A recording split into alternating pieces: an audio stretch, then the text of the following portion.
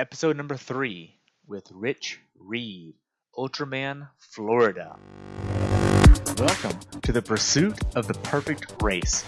My name is Terry Wilson, and with each episode I bring athletes to you that share their experiences at races in order for you to find your perfect race. We will hear stories from athletes of all ages, abilities, and races of all distances.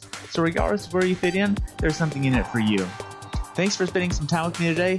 Now let the pursuit begin.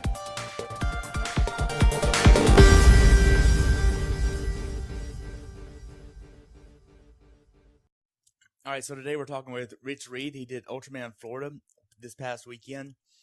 He is an awesome athlete. So welcome to the show, Rich. What's happening? And we're going to be talking about Ultraman, Florida. And how long have you been doing triathlons? 5 years. 5 years. Is this your first time doing this race? Yes.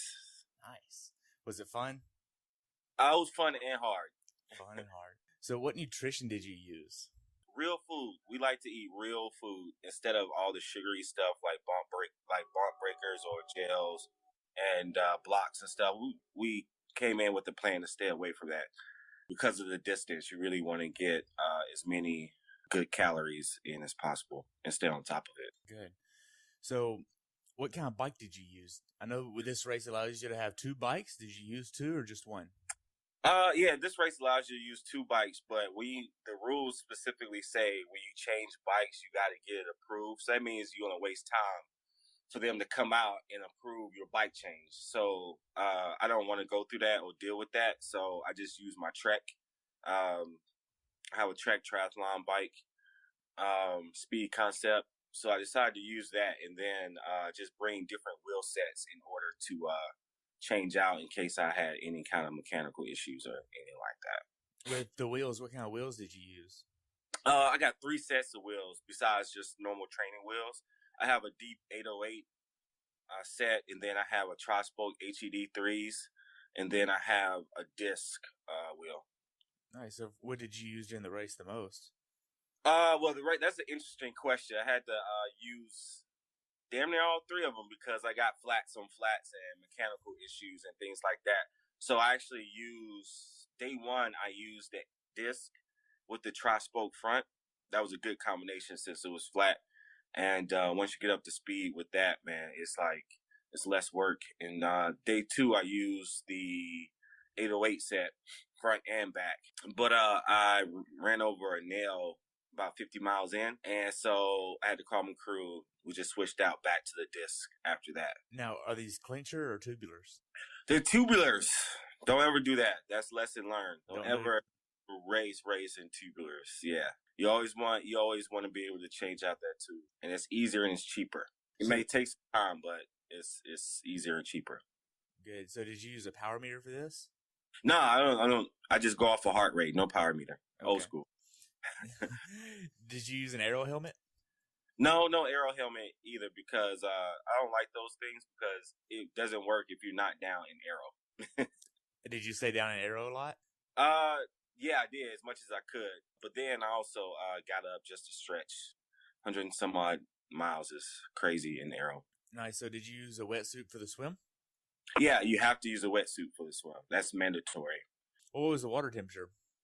Water temperature was pretty good. It was about in the about the high 60s. It wasn't that bad. Wow. Felt good. Which was odd for that year because the previous year it was a lot colder. Along with the swim stuff, did you have to use a certain goggles? Did you use tinted or clear? I brought both. Oh, you have a kayaker that accompanies you. I typically race in tinted goggles, polarized, the new Roka R1s, I think. I had an extra pair that weren't tinted just in case I needed those. But I didn't. I was fine in what I had. So did you, talking about the run stuff now, did you use a run hat? Yeah, I'm notorious. Like, if I'm not working, I always have a hat on. And so I run with the hat, run with glasses, all that good stuff. So, yeah, I had a run hat. And it's good because it's hot, and you need that. You need that to shade your face and won't get burned. Good. So what kind of shoes did you use? I use On Swiss shoes. So are you a fan of the yellow shoes then? Yeah, I like bright colors. You're just like me. I love the bright stuff. Yeah, I like to be seen. Exactly. Those things expensive though. Talk about your training. How many hours did you max out on training? Oh, max out on training, man. Let me do quick math. So it's about maybe 2 or 3 hours a day I'll be training just during the week. So it'd be like 15 hours Monday through Friday. Maxing out,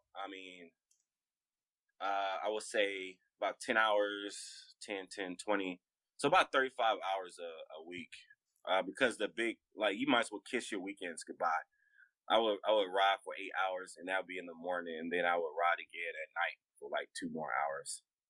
And then I would get up the next day, I would run for like 30, 35 miles, and then I'll do a recovery run in the evening for like an hour or two.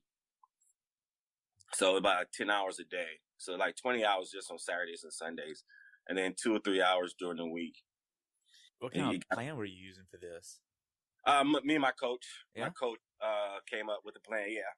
And the key was to fitness is really, getting up and doing it again and maintaining your normal life, in the process of and to do it on fatigued legs. So that was the idea, is really to since it's a multi-day event, to get up and do it again, So whenever you talk about the consistency during training, did you miss any days of training? I rarely miss days of training, because I knew the impact of this race. Days off were good. Mondays were always my day off. I rarely did miss. It was too much riding on this race. If I did miss, I would make it up. I'll just double up the next day.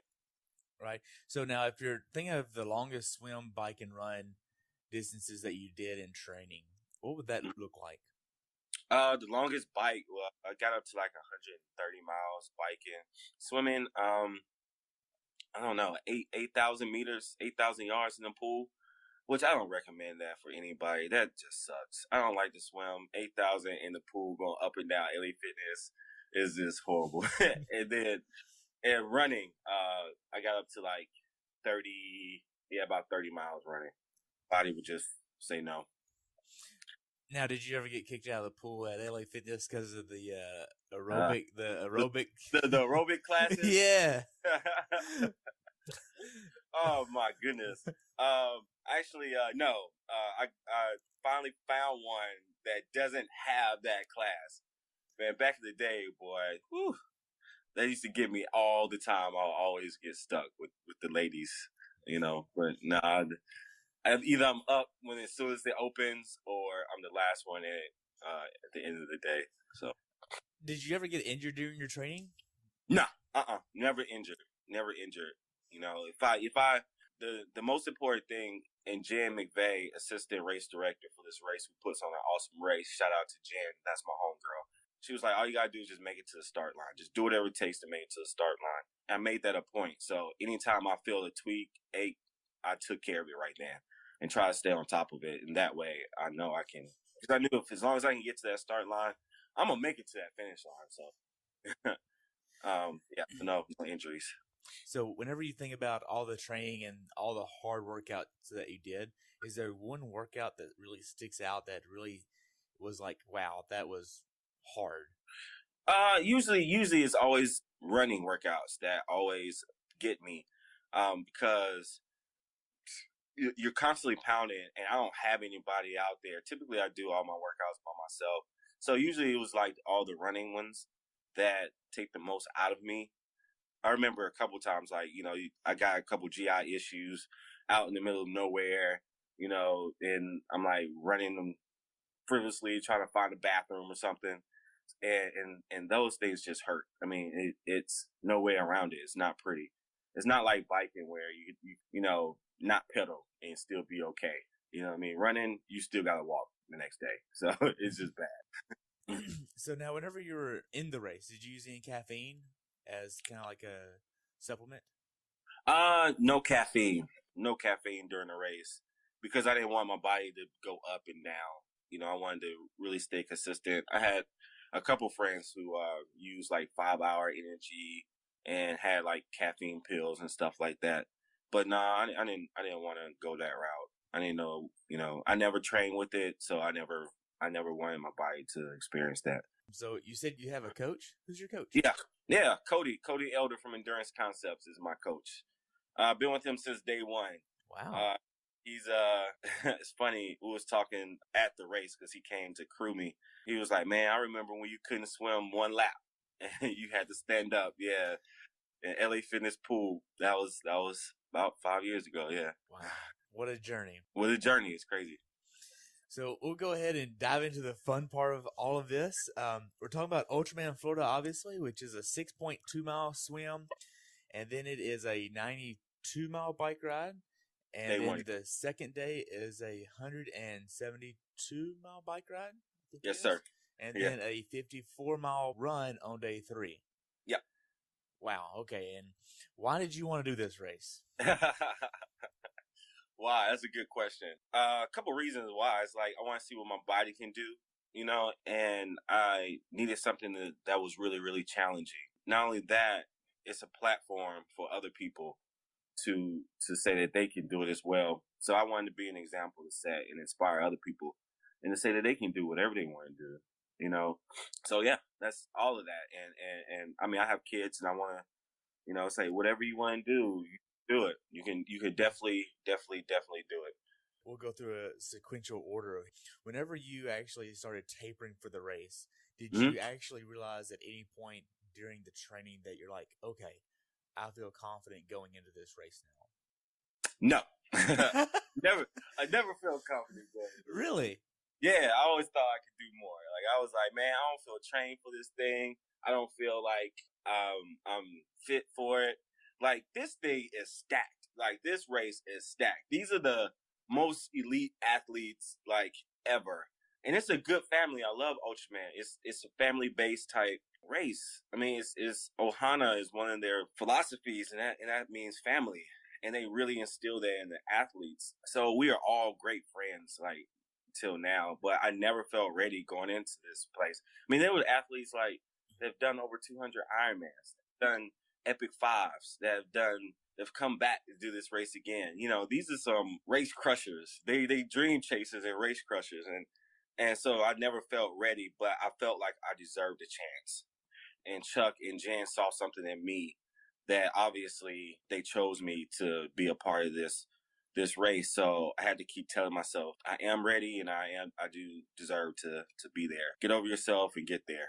You know what I mean? Now, this isn't like a very big race. This is a small race. This is a race of how many people started? 40 people signed up. To my knowledge, 37 made it to the start line. Okay.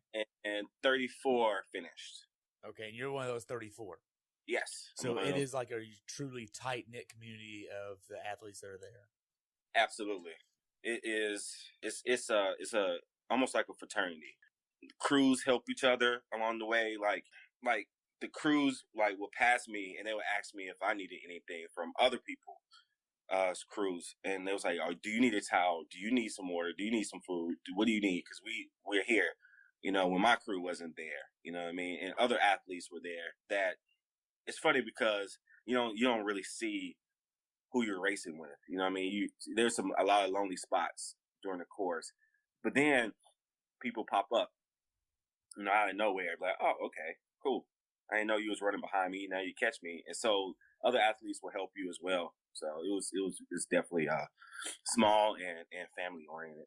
So do you know how many people actually applied to be there? A lot of people applied to be there. I don't know the exact number, but I know just based on hearsay from what I heard from other athletes and just overhearing conversation that people have gotten turned away. Because it's not just about your race history. And I want to say that, you can have a great resume of, big ass races, and you could have, done 50 Ironmans in 50 days and 50 different things. But if you don't have good character, you're not a cool person, they're not going to accept you. I mean, just hands down, you got to be a well-rounded individual as well. It's not just about putting up numbers and races and stuff like that. Well, that's awesome. Just be nice and be cool is what I say. So it's more of, hey, you have to be one of us to be at this race. Yeah, I mean, yeah, you gotta be a cool guy, you know what I mean? And you gotta put up, you have to have good balance, you know what I mean? You have to be a great athlete, and you have to, don't be arrogant and an asshole too, basically. Gotcha. So, what was the day of the race? I want to say the starting day was the 16th, then 17th, then 18th, right? Yeah, it was last weekend. Matter of fact, it's funny, it was a week ago. I'll be running right now. Wow. So now, did you have fun during all of this? I did have fun. Oh man, I had a blast. I mean, when I even at certain parts of the while racing, I had a blast. I mean, it was so much fun. Day 2 wasn't as fun because I had a lot of mechanical issues, and it was very emotional for me because I had to overcome a lot of hurdles. But besides that, day 1, day 2, I did have fun inside the race and as well outside and having fun. Like a quick little story. Like day 1 of the swim, it's you just make a lap around the entire lake, right? And so there's seaweed. You go underneath a bridge, and you have to do it twice. But there's seaweed that I got caught up in, and it just wraps around all my neck and all this other stuff. So I'm like peeling it off while I'm swimming, and there's a little piece that got stuck on my wrist. And this is just, I think I was like 3 hours in. I don't know, 3.5 hours in, mile 5 or something. I don't know. And I just named it Wilson. That was Wilson, my little seaweed partner. You know what I mean? It's you do whatever it takes to make the time go by. You know, so me and Wilson was just swimming, and that was my buddy for like the next mile or two. You know what I mean? And yeah, so you know, you have fun in your own little way when you can, and your crew is responsible for having fun too. They had like a Captain Morgan contest, a little selfie contest that the race put on, that the winner gets a bottle of Captain Morgan's rum, which I'm so upset we lost that. But because I could use the rum. But you just go around taking selfies and posing like you're Captain Morgan on stuff. It was random, but it was fun. Yeah. So let's just talk about the actual race week leading up to it. So I'm not sure how far you live away from the race. So how far away do you live away from the race? Did you drive to the race? We drove to the race, 6 hours away, which is not bad, which is like a hop, skip, and jump to me, actually, from Atlanta and then going down, not go down for Ironman's 2 a lot, so it wasn't that bad. So we got there about 5 days prior to the race, to get settled and still train a little bit and then acclimate it and get all the festivities done. Yeah, about 6 hours. So you checked in. How was the check-in process? For the race, it was cool because that was fun. The check-in for the race, you go in. It's pretty easy and it's straightforward because there's not that many athletes, you know, and nobody else is there. The part that took a little while was the interviewing process. You really feel like a rock star, I'll tell you that, because news is there. Then they have reporters who interview you, and you know you go through this whole process, and so they have to interview every athlete. And that took a minute because you had to just wait for that. But besides that, I mean, it was seamless. It took less than like 5-10 minutes. You know? Wow. What was the interview?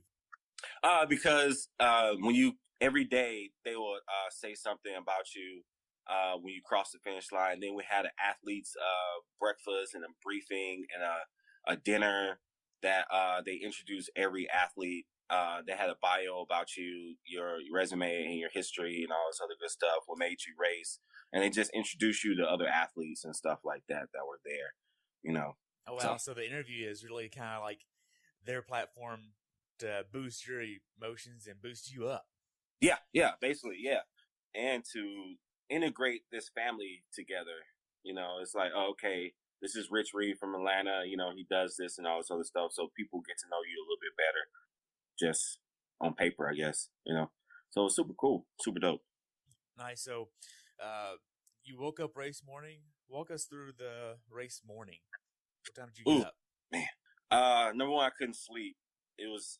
I was fine days prior to it, and then the day before, like Thursday evening, I just couldn't sleep. So I was in bed by like I was horizontal about 8. So swimming, bike. So your crew does everything for you. You don't really do anything as an athlete except put your body on the line, you know, and get up and race. We had a strict plan of I got up around like 3:30 to eat and then go back to sleep and then get up at 4. 4:30 or 5 or something and eat again, and then get to the start line and then eat again. Food was so important. You eat constantly because you would never ever get on top of the calorie deficit. I think my Garmin said I was burning like 25,000 calories a day or something like that. So it was insane. But when I got up that morning, everything was already prepared for me. I didn't have to do anything. All I had to do was get to the car, and yeah, so everything was done the night before. So we packed the wetsuit. The bike was already in the car, and all the nutrition. My crew, my kayaker Joe, already had in his backpack because we discussed, what I was going to eat every 30 minutes on the swim. So he already had it in a little backpack. So he left early to get the kayak he wanted and just threw everything in the kayak. Wetsuit, goggles, swim cap was already in the bag in the car. So all I did was just get up, eat, and get in the car and go. So this isn't like a normal race where you have a transition, it seems like. This is a race where the transition is more or less that your car or your Zag's car. And, hey, you get out, so you get doing the swim. There's no transition area. You take your wetsuit off yourself, and do you have a place to change into like something that you want to be comfortable in? Yep, absolutely. Okay. Right on. That's exactly right on. Again, this is a completely self-supported race. You don't have any aid stations. You rarely have anybody on the side of the road cheering you on. There's no closed off roads. Everything is live. It's go. It's no cones. All they have are arrows on the road and arrows, signs that you put in the grass to let you know where your turn is. And every now and then there would be people to tell you where to turn if it was like really major intersections. But yeah, when you come out of the water, it's your crew's responsibility to get you to the tent. They have changing tents, and get you in the tent, get your clothes off, put your bike and stuff on, and send you on your way. There's not like a major. Your bike is racked. They did have a bike rack, for all the bikes, but you just put it wherever you want to. You know what I mean? It's not assigned or whatever. So yeah, when I got out of the water, I was dizzy. I couldn't see. I was horizontal for like 4 hours and 40 minutes. And so by the time I got out of the water, I thought, it's funny, I thought my crew who was taking pictures was like a volunteer that I was trying to grab onto. So I was walking sideways to her, trying to grab onto her. And then my coach had to come and grab me and walk me in because I was so delirious. I couldn't even see coming out. And then he took me to the changing tent where I sat down and got my bearings together and then changed out, lubed up, and on my way out. I think it took me like 10 minutes. I wasn't. We got a little ahead of the whole thing here. So to talk about the 10 minutes before the race start, how was that? Oh man, that was very, very emotional for me. Really? Yeah, because typically I get nervous when I'm racing Ironmans and stuff, but this time I knew these people. I knew everybody that was there, and we partied previous days together. We ate dinner, and so to be and finally at the start line with these guys, it was an amazing experience. And I just broke down and just cried because the sun was coming up. It was a gorgeous picture. The lake was nice. The weather was nice. The people were nice. And so it was just emotional that a whole year of preparation came down to this one moment right here. And I'm one of the few that can experience it. You know what I mean? It was very humbling and emotional for me. So I just soaked up all the emotion and just broke down and cried. And was like, man, I was just so thankful right there in that moment. Then I had to get it together because the clock was ticking. So was there a big cannon at the start line? No big cannon. It was just a bullhorn, like 10, 9, 8, 5, 4, 3, 2, 1, and bullhorn go, and then you find your kayaker out there. Well, they find you. You just swim, and then all of a sudden, boom! It'll level out, and then you with your kayaker. Wow! And so the food that you were eating during the race, what were you eating? During the swim portion of the race? Yeah. Okay. Well, during the swim portion, it was blocks, gels, and UCAN. That's all it was. And we rotated in water. So we would stop every 30 minutes. I would take a gel, sip on some UCAN, maybe 2 blocks I'll eat, and then switch it all out with water and get back in and go. So after you got done with the swim, you already talked a little bit about the transition area and got going. And once you actually got to the bike and you got probably like a little bit into the bike, probably 20, 30 minutes, did you realize that you were actually doing this and this was a real thing yet? Yeah. When I finally got out of the water, I was like, yeah, I did that finally. Whew, that was hard. And when I got on the bike, when I got settled on the bike, which took a while for me to get settled. It took a while for me to get settled on the bike. But yeah, I was like, man, I'm doing this. Yeah, it was reality. And I had to slow down because my adrenaline was rushing. I'm a very strong biker, and I like to push the bike, but you can't really push a bike when you got 200 some miles to go, So yeah, it was nice. It was a nice experience. What was the most memorable part of the bike ride for you? It was just the landscaping, just being out there in the open, and just having the people around me, I can't really say it. Day 2 was more memorable biking than day 1 was, because to be honest, like it's 90 miles on the bike. You can eat that up. Training, it went by in a heartbeat. Even though 90 miles is nothing to, laugh at because it's 90 miles. But in the bigger scheme of things of training, 90 miles is almost like a warm up, So. All right. So whenever you said you used heart rate on the bike, mm-hmm. What kind of bike computer did you use? Just my watch, my Garmin, my 920 Garmin, and my heart rate strap. I don't have any fancy equipment on my bike as far as like computers or any of that stuff. Just keep my heart rate low and steady and stay in that zone. Did you worry about cadence or anything? No, I have a naturally high cadence, so I didn't get into all of that stuff. And, just stay steady. Now I know you said something about you had hurdles on the bike that was emotional. What happened? Oh, that's day 2. So day 2. Around like mile 50, got a flat tire, and then I was in so my crew had to come get me and give me my spare. So then that happened. I was cool with that, and then after that, I had to adjust my brakes, my back brakes, and then that was around like mile 110. Now around mile 100, 110, that's when the fun starts. Like that's when the bike really gets fun. It gets really, really hilly, and you would say Florida is all flat. Well, this part is not at all, and they do it on purpose on the back end of the race when you're already tired. So me losing spots when I got my initial flat, like I lost 8 spots. 8 athletes passed me, and I was like, oh, great. So that's always time when you're stopping, and then to have brake issues. That was very frustrating, but we overcame that too. And then I had my front derailleur wouldn't drop the chain. It kept dropping the chain, and then it stayed in the big ring because it forced itself out some kind of way. And this it's just because it kept causing us to stop. So it was like 10 minutes here, 10 minutes here, 15 minutes here. All that stuff adds up on top of what you're already doing to stop and feed and use the bathroom, all that good stuff. And I was like, I can't, keep going through this stuff.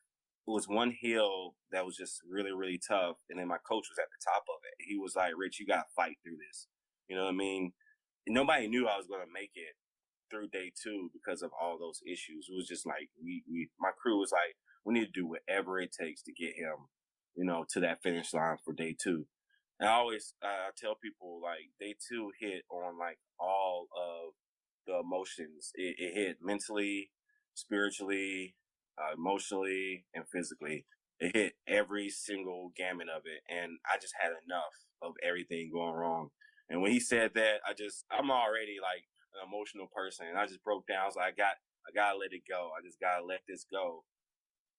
Everything that happens, you just gotta. And it's a huge life lesson too. Like when stuff happens, you gotta let it go right then. You can't hold on to it. Because if you keep holding on to it, then something else happens, you hold on to that, you still hold on to the previous thing. And all this stuff, there's snowballs, and it just builds up. And nobody is capable of holding on to all of that stuff. You know, you have to deal with situations as they come right then and there, and then let it go, you know, and move on, you know, and I really had to learn that. And so, yeah, day 2 was the toughest day for me because I had to really dig deep within myself to let shit go, you know. So now, was there a start line for day 2? Was it Mm-hmm. anything like the start line of day 1? Was it as emotional as day 1? Day 2 wasn't as emotional. It's day 2. My mentality going in was let's get work done. You know, let's it's time to work. Let's get shit done. You know what I mean? And it's almost like I'm broken in now. You know, day 1 is like, oh my god, I just need to start and get started. But day 2 is like, all right, I'm in here. I'm knee deep in this thing. So let's have fun and let's get out there and get it done. So it was mostly like let's have fun and get it done and start day 2. But day 2 does have a start line, and you start in order of your previous day finish. So okay, I was like mid back. Wow. So now then, did you have any cramping issues or anything like that on the bike? Mm-mm. Luckily, I didn't. I didn't have any cramping or any of those issues on the bike. It was just regular old tired legs. It was pretty standard stuff that happened. You know? So were you having, like, did you have a set number of calories per hour that you were trying to hit? Yep. We devised a plan the night before, a nutrition plan, which I would recommend to anybody who is going to do this. We learned a lot of lessons as a crew and an athlete, and what to do to make it seamless, because day 1, it was like a little cluster. I mean, my crew was everywhere, which I knew was going to happen, and I expected it because, you know, it's game time and we have to figure out how we're going to work. So what we did was I have 3 bottles. I have 3 cages on my bike. One was UCAN, one was water, and mixed with, it was half water, half Gatorade, because Gatorade is really sweet to me, so I have to dumb it down.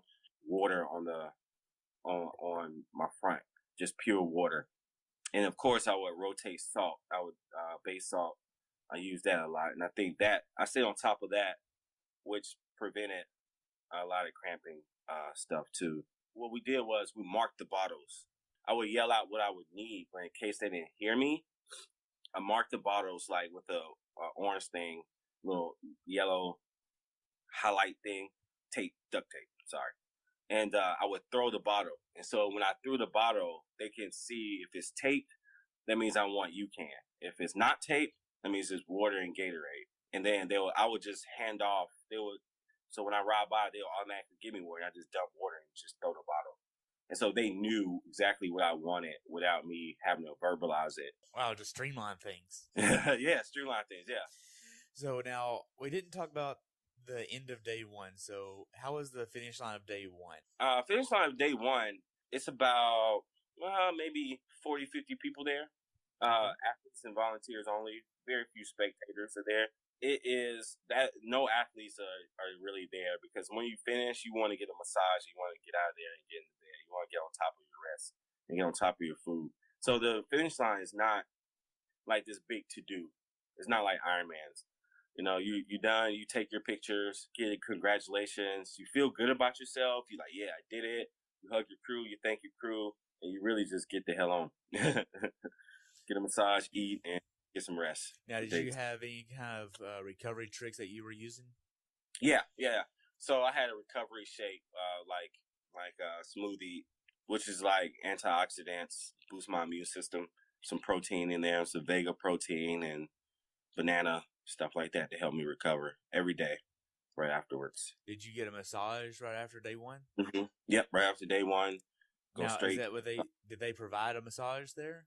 Yeah, they provide massages. And then if you don't take it, you can defer and give it to someone else. Okay. So Did you have like a set of Normal Tech boots that you were also using? Yep. I have rapid reboots. Okay. So I brought those, and I didn't even use them, to be honest. I wanted to be in bed. I didn't want to lay up and do it. When I have the time and I'm relaxed, I use them. But massage was more than enough for me. Nice. So the day 2 was the hardest day mentally, physically, emotionally, and then was the finish line of day 2 anything like day 1, or was it just the same thing? Yeah, it's the exact same thing as day 1. You finish, everybody comes out, your crew hugs you. This was a little more emotional because of everybody knew what I had gone through. So it was like, oh my God, you made it. And like, yes, thank you. Like, oh my God. And so, yeah. So whenever you finished that on day 2, the long bike ride, 172 miles, were you like, okay, I'm done with the bike for a while? Yeah. I told my crew, I said, burn this thing. I said, burn it. And I don't want to see it ever again. Burn it and throw the ashes somewhere far. Lower them. I don't even want the ashes to be together. Just do whatever you want to with it. Yeah, that's exactly my attitude. You know what I mean? I was like, good. It was no excuse. When I was like, I'm glad it's done. I'm glad it happened. We learned from it. Moving on. I don't need any equipment for day 3. You know what I mean? Awesome, man. You said you were using your Garmin 920. Now, did you have to charge that every single day? Every day. That thing is so, man, I need to email Garmin and tell them they need to extend battery life. Either that, they'll probably reply back, well, you just need to get faster, I guess. You know what I mean? But or pay the money to get a newer watch. Get a newer watch or something. Yeah, it died. It died on day 1 and day 2. Wow. Yeah. Now, did it save the data at least? Oh, it saved the data. I wasn't worried about that. It's not. Yeah, it died on all my Ironmans. You would think I never completed an Ironman if you look on my Strava stuff. It just dies. Wow. So now then, talk about the morning of day 3. Okay, day 3. They start day 3 an hour early. I wasn't happy about that. I like to sleep. Like, I'm not a morning person.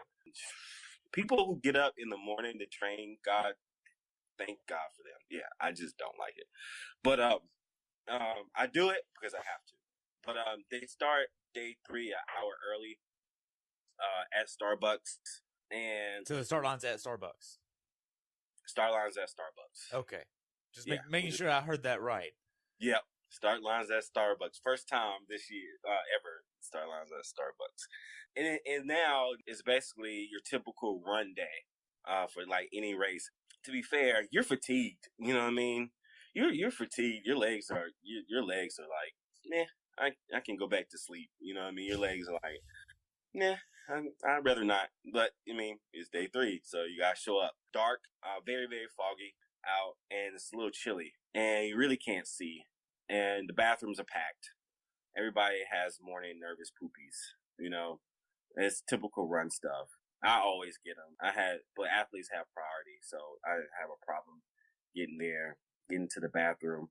And what they do is every morning they start off with a prayer. So day 1, they start with a prayer. Day 2, they start with prayer. Day 3, we hold it up and start off at the prayer. And it was cool to see people who didn't finish the previous day, didn't make the time, or tragic things happen. Like this guy got hit by a car. Really? And broke his collarbone. I didn't even hear anything about that. Yeah. And so, I mean, I almost got hit by a car. I mean, it's a lot. Like the car brushed me on day 2. So to see him come out in a sling to even run, they bandaged him up really, really good, nice and tight. And he still finished in one of the top 3, top 4 runners. So, wow. Yeah, he's a beast. But, I mean, he still participated. He didn't get credit for completing, but he got a little trophy for finishing. So everybody gathered in a circle. One of the athletes was a pastor, and he prayed over us, and then we went to the start line. Now, this isn't like this massive start line like at Ironman. This is more of a, hey, here's a line on the road. Here's where we start. Yeah. All right, y'all ready? Okay. Y'all ready? Yep. All right, go. Yep. It's exactly what it is. Matter of fact, it's not even on the road. It's on the side. It was on the sidewalk.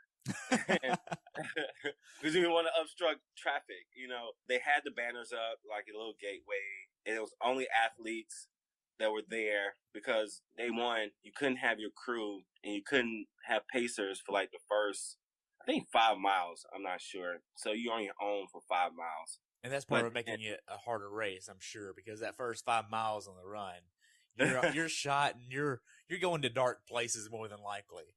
Yeah, you go. Actually, to be honest, the first mile was just like a warm up. You know what I mean? First 5 miles is like a warm up. You know, get your muscles loose and then you're on your way. I didn't really warm up and get going till like mile 18. You know, your engine is, because this is like a really a marathon. You know, it's just a different form of racing and running. It's just a little different in the fact of just slow and steady. I don't think I hit a wall at all, but just once my legs got going, it was fine. They were good to go. Yeah. Did you have any swelling issues or any issues at all on the run? Swelling, no. I was anticipating that though. I anticipated my feet swelling. I brought 2 extra pair of shoes, one a half size bigger, and then another complete different pair of shoes in case that happened. I can switch them off. But no, I was actually surprised. My knees didn't hurt, any of that stuff. Wow. So on the run, it's all on normal roads with sidewalks, and I saw some pictures where it was like on a dirt road out in the middle of nowhere. Mm-hmm. Was there much shade? No, that was awful. Now, they had a camp beforehand, talking about that dirt road. They had a camp, so I ran that road before, and they give you a preview of the course. I knew it was coming. I knew what was ahead of me. I don't remember what mile that was at. I think it was around like mile 15 or so. I don't know. It's the clay road. It's the infamous clay road down there in Florida. And a lot of athletes go down there to train because that's the hilliest part of running in Florida. I mean, the hills are ridiculous. It's a loop road. It's a 10-mile loop road. People just run loops just constantly. And its elevation is crazy. And it's dirt. I mean, you have like hard dirt, clay, and then you have soft. So you can kind of choose where you want to run on it. You know what I mean? I prefer the harder parts because it's more effort to run on the softer parts. It's because you're just kicking up dirt and not going anywhere.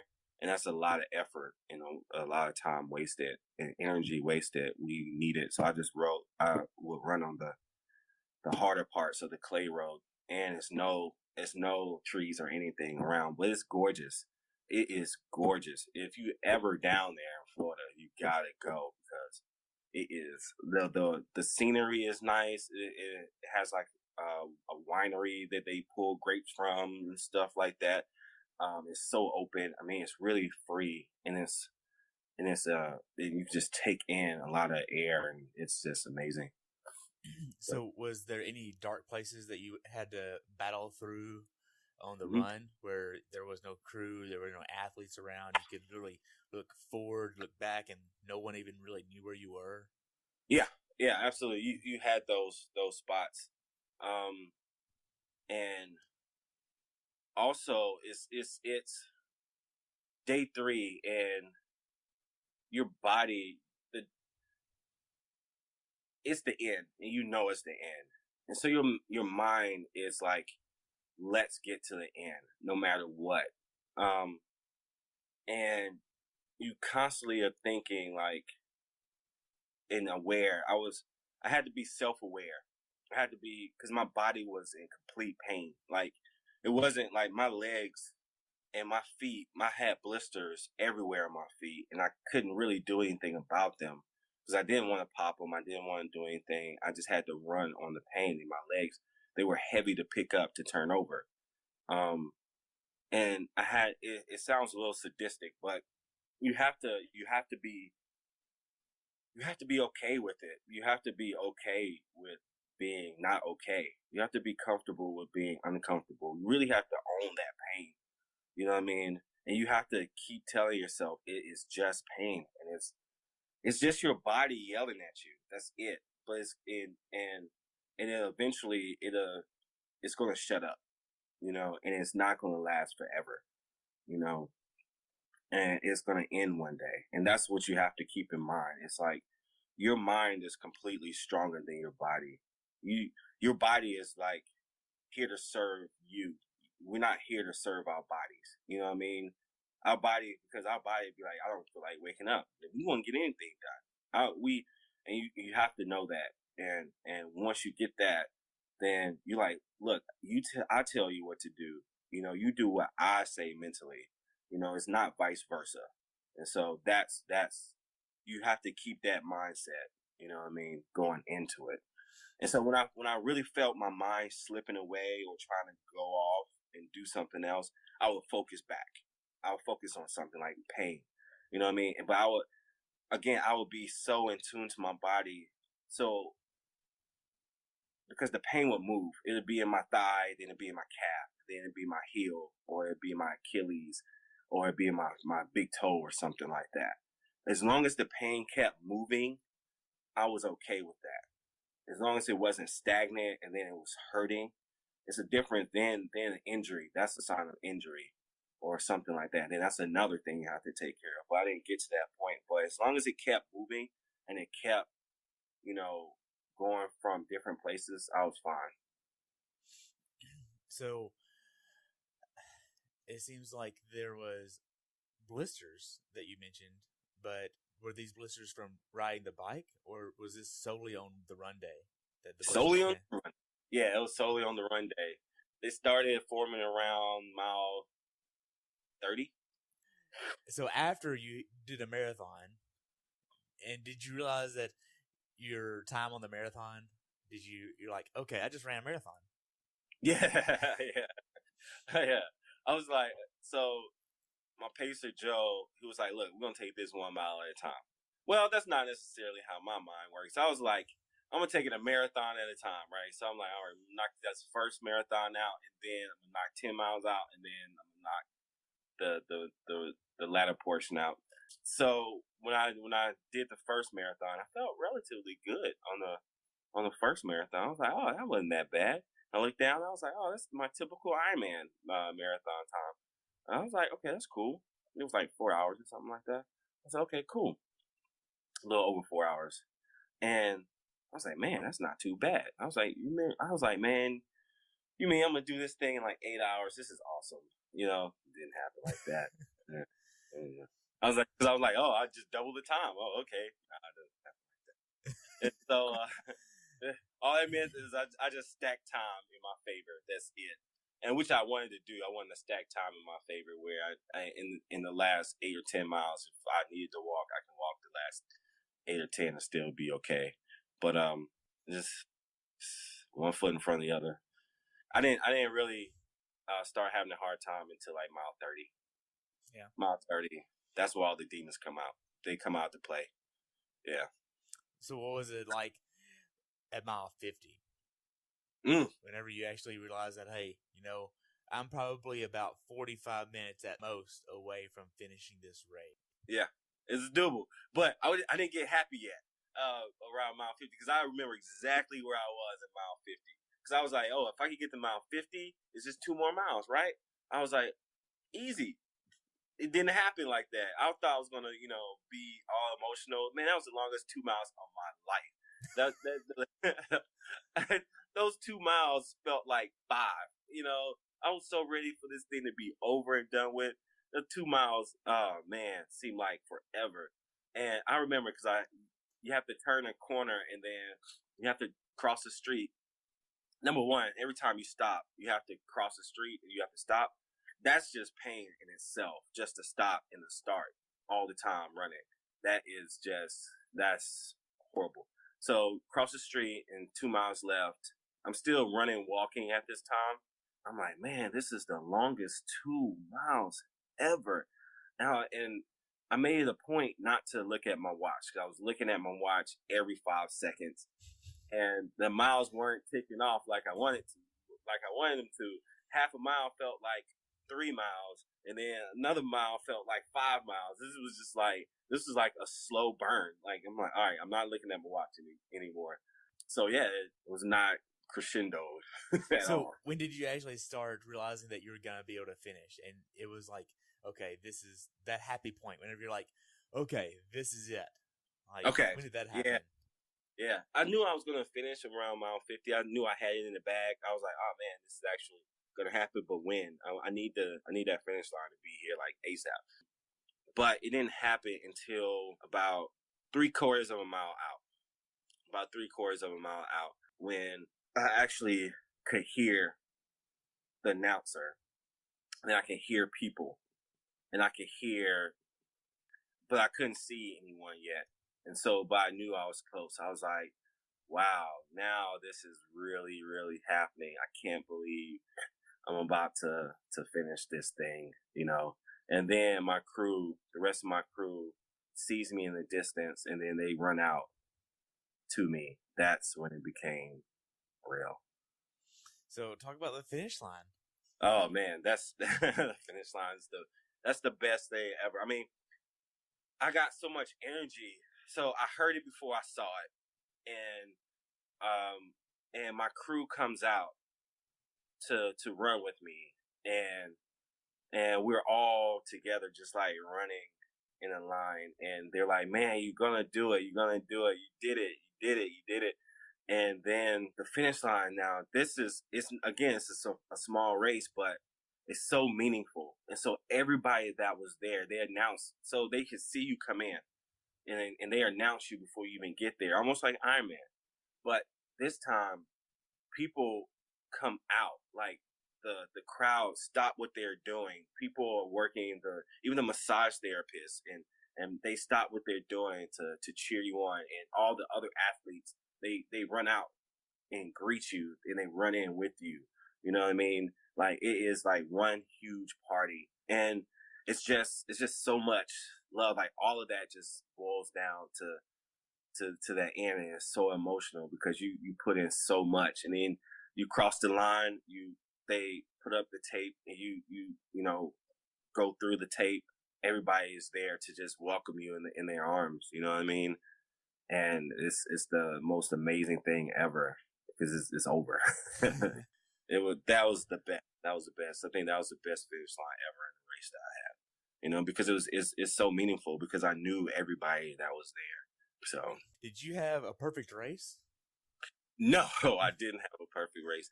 Is there such thing as a perfect race? I wish I had a perfect race. Have I ever had a perfect race? I know this one wasn't perfect, especially on day 2 with everything that has happened. So, no, day 3 was very difficult, but I expected it to be more difficult. Day 3 went well enough. Now, if you could pass on one piece of advice to someone that has never done this race before, what would you tell them? Prepare. You know what I mean? Prepare as much as you can beforehand. From an athlete's perspective, yeah, enjoy it. Like, really dive into it and put yourself out there. Enjoy all the aspects of the race, and really, really let the race become it. You have to become it, you know, and just put your life on the line for it. Well, Rich, I really thank you for sharing everything. Do you Yep, have sure. anything else you would love to add? I mean, I think this is an awesome race. And I think it is a paradigm race for anybody who's interested in doing ultra distant triathlons. I think this is a must race if you're considering it. And the love and the family that is shown is immeasurable. So good. So I only have 2 other questions. One, would you do this race again? Actually, I would do it again. I was considering doing it again. And what's next? What's next? Ooh, that's a good one. More ultra distant stuff. Probably 100-miler. Really? Yeah. There's a ultra marathon that has been on my bucket list for many, many years. Probably this is going to be the 10th year it's been on my bucket list, but it's the Comrades Marathon down in South Africa. Oh, wow. It's a gun-to-gun race. So you have about 25,000 people that are running this race, and it's from point to point, and it's an up year or a down year, depending on if it's an even or odd year. And regardless of where you are among these 25, once the gun goes off, your time starts. Wow. And you have 12 hours to get to the finish line at the next gun or one of the later guns. And you have intermediate cutoffs along the way. And if you don't get to the finish line before the gun, it's like you were never there. Wow. Wow. And the medal is about the size of a quarter. It was like, this is what I get, man. Okay. Yeah, it's 90K or 89K depending on the year. So it's about 56 miles. Oh, wow. That sounds fun. Yeah. That's fun. Too bad. Yeah. And it's only a run, so. Yeah. Well, thank you so much. I appreciate your time today, and Absolutely. look forward to hearing from you soon. Yeah, you'll see some more stuff coming from me sooner than later. Awesome. So if we want to reach out and we want to follow you, how can we follow you? Oh, you can follow me at Rich Reed on Facebook or Instagram at try.3. Try.3. Try or die. Try or die 3. Yeah. Awesome. Well, we'll hopefully send some more followers over your way. And thank you so much for your time. Thanks, Terry. Thanks everyone for tuning in today and listening to Rich's race at Ultraman, Florida this year. If you did learn something, I'd like you to share this with a friend or even leave a review on iTunes. You can follow Rich on Instagram at tryordie3. That's try or die and the number 3. And if you'd like to follow me on Instagram, I'm at Coach Terry Wilson. If you'd like to share your story with everyone, send me an email at perfectracepodcast@gmail.com. Until next time, continue the pursuit.